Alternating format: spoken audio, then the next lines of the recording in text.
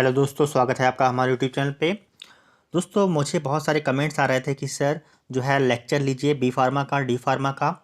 तो फाइनली मैं आज अपना पहला वीडियो अपलोड कर रहा हूँ जो लेक्चर का है, और वो है introduction to human anatomy and physiology का। तो आप अगर बी फार्मा फर्स्ट सेमेस्टर में पढ़ रहे हैं या डी फार्मा फर्स्ट ईयर में हैं तो आपके लिए ये वीडियो होने वाली है।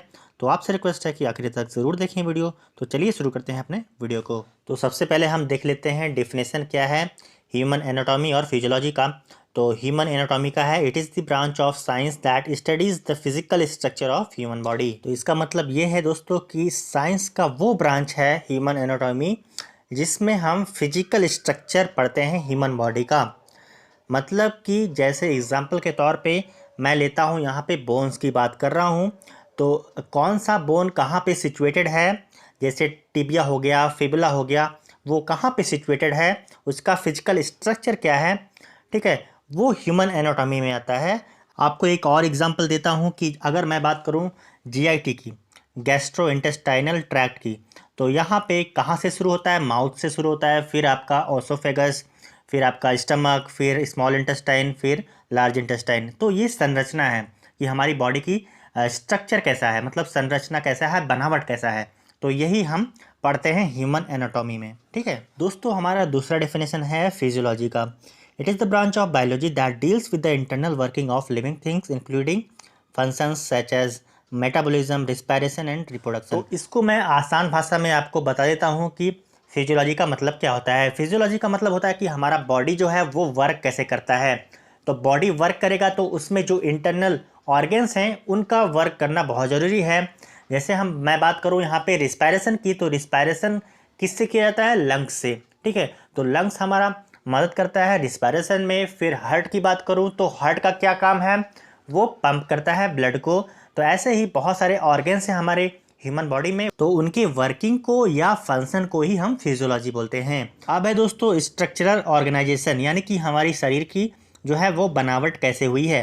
तो पहले एटम आया, एटम से मॉलिक्यूल बना, मॉलिक्यूल से सेल बना, फिर सेल इकट्ठा होकर टिश्यू बना लिया, फिर टिश्यू इकट्ठा होकर ऑर्गन बना लिया, फिर बहुत सारे ऑर्गन हो गए तो ऑर्गन सिस्टम हो गया, और उसके बाद दोस्तों पूरा का पूरा ऑर्गेनिज्म बन गया। ऑर्गेनिज्म का मतलब कि हमारा ह्यूमन बॉडी। अब दोस्तों हम पढ़ने वाले हैं हमारे ह्यूमन बॉडी में कौन कौन से सिस्टम प्रेजेंट हैं।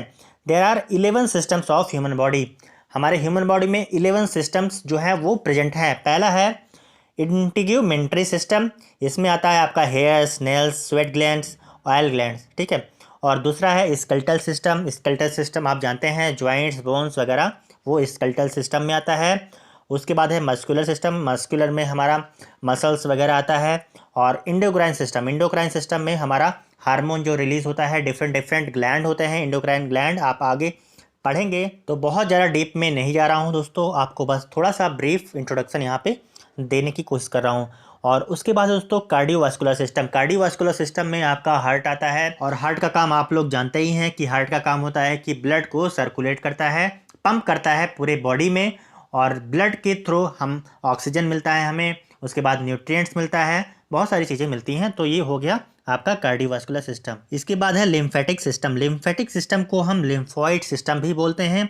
ये सर्कुलेटरी सिस्टम का ही पार्ट है, और इसमें क्या होता है कि लिम्फ फ्लूइड होता है, वो पूरे बॉडी में पहुंचाने का काम करता है और प्रोडक्शन का काम करता है, और प्लस आपको इम्यून सिस्टम भी प्रोवाइड करता है जो लिम्फेटिक सिस्टम होता है। अब है दोस्तों आपका रिस्पायरेटरी सिस्टम। तो रिस्पायरेटरी सिस्टम में आपका नोज से स्टार्ट होता है, फिर फेरिंग्स, लैरिंग्स, ट्रैकिया, और उसके बाद लंग्स। लंग्स में आपका एल्वेली होता है, वहाँ पे जो है आपका गैसियस एक्सचेंज होता है, CO2 बाहर होता है और आपका ऑक्सीजन इन होता है। इसके बाद है डाइजेस्टिव सिस्टम। तो डाइजेस्टिव सिस्टम में आपका माउथ से स्टार्ट होता है, और उसके बाद आपका इसोफेगस, फिर स्टमक, फिर स्मॉल इंटेस्टाइन, लार्ज इंटेस्टाइन, ठीक है। तो बहुत सारी चीज़ें होती हैं डाइजेस्टिव सिस्टम में। तो डाइजेस्टिव सिस्टम का मेन वर्क क्या होता है कि जो हम फूड लेते हैं वो कॉम्प्लेक्स फॉर्म में होता है, तो उसे कन्वर्ट करता है, डाइजेस्ट करता है, उसे सिंपलर मॉलिक्यूल में कन्वर्ट करता है। उसके बाद हमारा जो बॉडी होता है उसे आसानी से एब्जॉर्ब कर सकता है। अगला है दोस्तों नर्वस सिस्टम। तो नर्वस सिस्टम में आपका सेंट्रल नर्वस सिस्टम होता है, पेरिफेरल नर्वस सिस्टम होता है।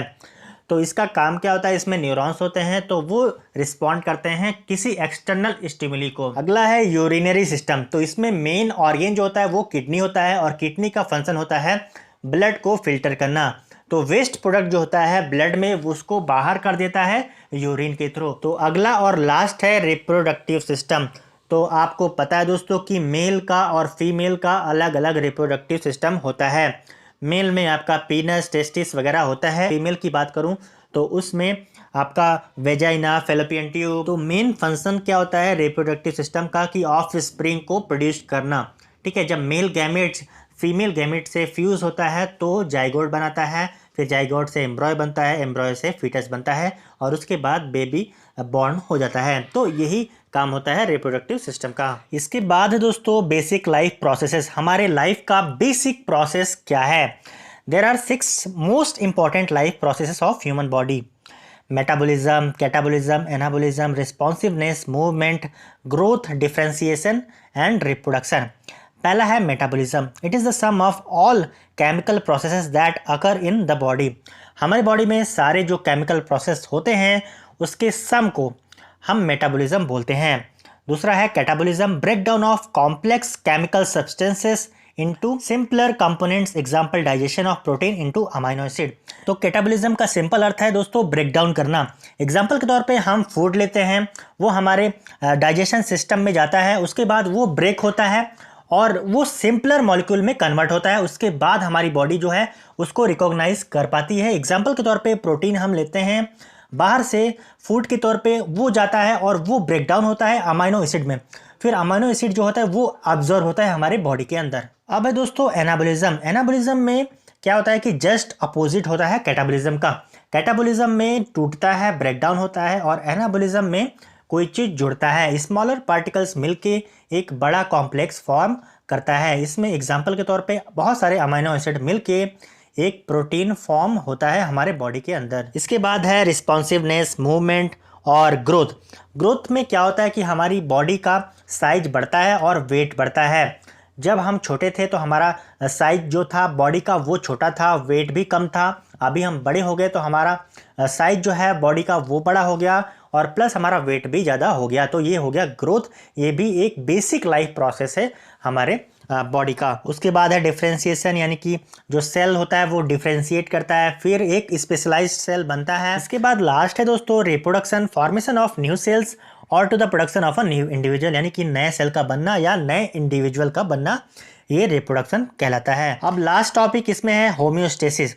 Homeostasis the self sustaining mechanism in organism that tries to maintain stable internal condition, यानी कि हमारे बॉडी का वो मैकेनिज्म जिससे हमारे जो इंटरनल एनवायरनमेंट है, बॉडी का इंटरनल कंडीशन है, वो मेंटेन रहता है। बेस्ट एग्जांपल मैं आपको देता हूँ टेम्परेचर का। बाहर कितना भी ठंड पड़ रहा हो, कितना भी गर्मी हो, लेकिन आपका जो इंटरनल बॉडी टेम्परेचर होता है वो हमेशा कांस्टेंट होता है। वो कितना होता है दोस्तों?